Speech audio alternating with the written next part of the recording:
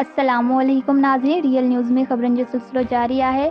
मां तव्हांखे शाहपुर जानिया मां ख़बर ॾींदी हलां। शाहपुर जानिया रिपोर्ट अब्दुल अज़ीज़ चन्ना। वसण आबाद शहर जे यूसी वॻण खां 4 ॾींहंनि खां रोकियल नतीजा आरओ नौशरो फ़िरोज़ ज़ाहिर करे छॾिया। जीडीए उम्मीदवारनि खे कामयाब करार ॾेई छॾियो। पीपी उम्मीदवार चूंड नतीजा क़बूल करण खां इनकार करे छॾियो। हाई कोर्ट में पेटिशन दाख़िल कराइण जो ऐलान करे छॾियो।